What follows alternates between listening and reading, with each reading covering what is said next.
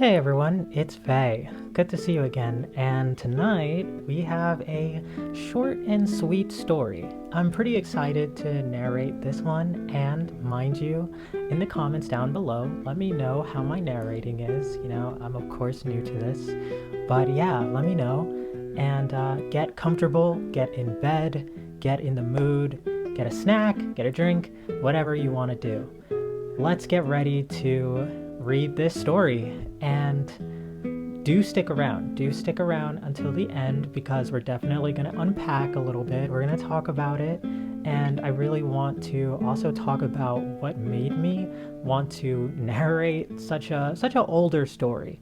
So without further ado, let's get right into it. It was a dark and rainy day in February when I was hit by a small red pickup.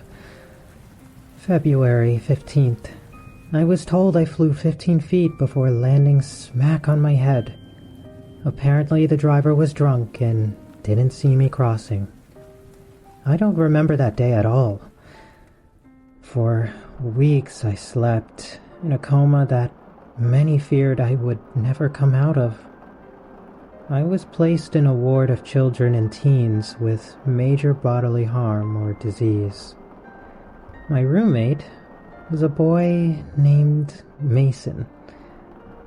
I never did find out his last name.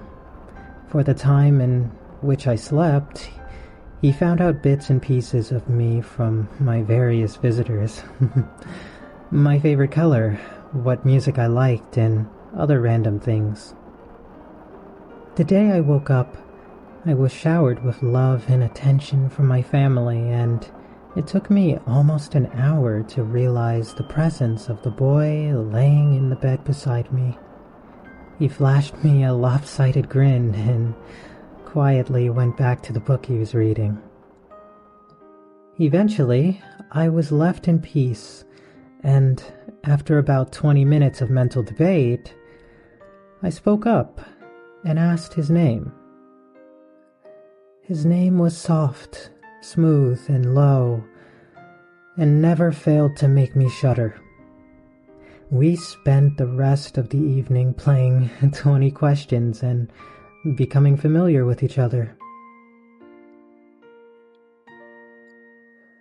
Eventually, my doctor would break our quality time and give me the lowdown on my injuries and what the healing process would be like. He told me that when I was hit, not only did I give myself a nasty concussion, but my legs were also broken in my oh-so-graceful landing.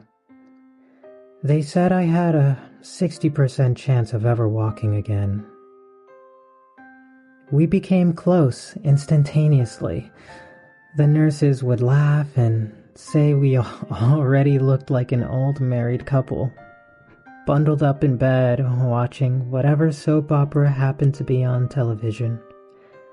Mason would just flash me his trademark grin while I blushed and buried my face in his chest. We both had our good days and bad ones, Mason and I. On a particularly tough day of treatment for him, we both lay together with him trembling in my arms. I'll never forget the feeling of his soft hiccups, or the knot at the pit of my stomach. I finally got up my courage and asked him the million-dollar question. He had Hodgkin's disease. I don't think either of us slept that night. While my legs were transitioned from cast to braces, Mason's chemotherapy began.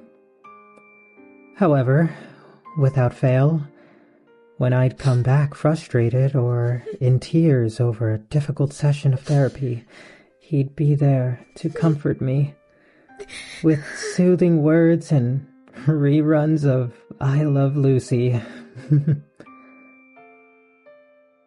Over the weeks, the chemo began to take its toll. His brown curls thinned to almost nothing. Dark circles took permanent residence under his eyes, and his skin turned as pale as snow. As my legs grew stronger, the day I was released no longer seemed like something to look forward to. The day we decided to shave his hair was the day I broke down. I told him I would do anything. Give blood, bone marrow, anything to make him get better faster. But he just shot me his smile that instantly made me melt and wiped my tears away. 60%. Mason had a 60% chance of beating his demons, same as me. On May 12th, I was officially released from room 104. I would walk with a limp, most likely for the rest of my life. Every day, I would visit Mason. Every time I would leave, we would take a picture together. Over the months, I could compare our first picture and our most recent one and see how much he was deteriorating. It was heartbreaking. August 17th was the first time I lost him. Overnight, a high fever had broken out and his heart stopped for 4.5 minutes. Those were the worst minutes of my life. I sat outside his room in an uncomfortable plastic chair, waiting and watching the nurses I knew all too well, scrambling back and forth, attempting to save his fragile life. I didn't leave his side until he squeezed my hand, winked, and told me to go home and take a shower. After that, I vowed I would never let him leave me alone again. I guess the odds weren't in Mason's favor, for by the time Thanksgiving came around, he was almost a skeleton. But I didn't care. He confided in me that night, accepting the fact that his time was almost up and promising to wait for me on the other side.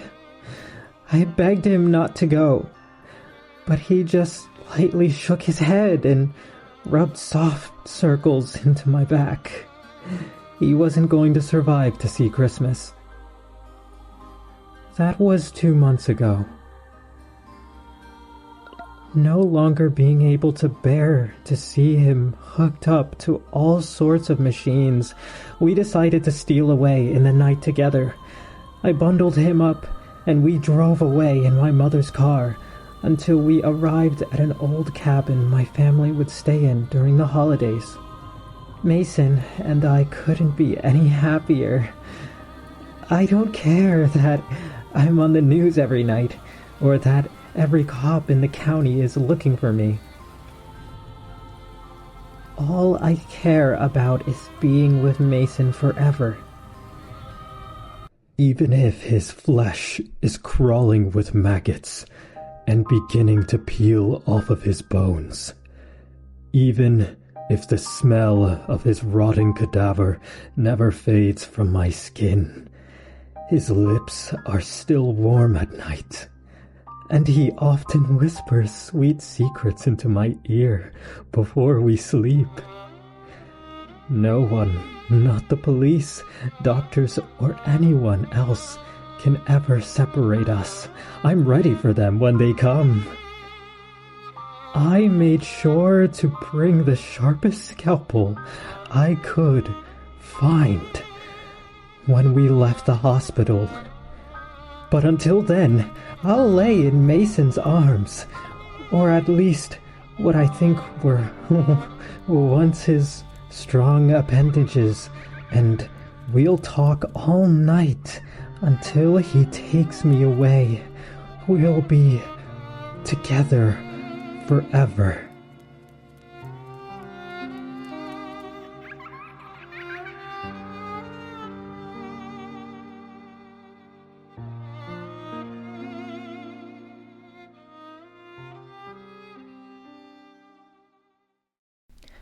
Alright, so what do we think, guys? What do we think? I know, that was a bit of a roller coaster there. At first, first of all, I just really like how when you begin reading the story, after a little while, the story really disarms you into thinking that this is just going to be like a more sadder, kind of a more somber story with maybe a sad conclusion rather than a horrific, twisted conclusion. It really makes you think that the story is going to end with the protagonist crying, "Oh, woe is me," and yet the protagonist is clutching the corpse of her loved one, and yeah, she's kind of tweaking out a little bit, maybe just a little tiny bit. But yeah, I really like how that was written and how that was done, especially in such a short amount of time. Like, it's not a long story, but it really has that build up. It does that build up right, in my humble opinion, or point of view, or whatever. I also want to talk about what made me decide to narrate this story. So I think what really drove me is that, first of all, the reason why I like narrating horror stories and the reason why I want to tap into this medium is because I grew up with this. I grew up listening to a lot of OG horror narrators on YouTube, but there is one in particular. He wasn't really a narrator full time. He more just made content. He played video games. He's very popular. He even collabed with PewDiePie, excuse me, and a lot of famous YouTubers, and he's currently in exile right now for being a weirdo. This story that I narrated tonight is a story he originally narrated, and I listened to it and I loved it, and I guess I just wanted to recreate it. I just wanted to do it myself because I like hearing the story, right? I like visiting the story and listening to it, but you know, he's the only person I can find on YouTube that like actually narrated the story. So obviously I don't want to give him that attention because he's a weirdo creep, and he's canceled and deserves to be canceled. Yeah, I don't want to give him that attention, and I was just like, you know what? I'm just gonna narrate it myself. I'm just gonna recreate it, and I'm just gonna do it justice since it's been tainted by him, I guess. That's pretty much the reasoning why I decided to narrate the story. I wanted to just retell it my own way. And to be honest, there are a few of his stories that I really like that I would really like to retell with my own voice. Once again, check out the creator of the story. Check out the original story on Reddit. And thank you for watching. Please, please, please, please give me feedback as well. Let me know how I did. I know, the mic is a little messed up, but you know what? I think when I get money, we can definitely fix that. I'm pretty small, I say, as I have all of these subscribers. I want you to know, the only reason why I have this many subscribers is because a few years ago, I made a YouTube short just talking about, like, a new movie that came out, and then, like, I instantly got all of those subscribers. Because people saw the YouTube short and they were like, oh wow, this is great, and then I never did anything else besides that. But here I am, YouTube. I'm actually here to use this platform. So anyways, thank you for watching. As always, I hope you have a lovely night, and stay tuned for the next story. Also, let me know, give me some suggestions of what I should read. You know, like, if you want to hear me read something, please let me know. Give me some feedback, of course, on how I can improve. And thank you for watching.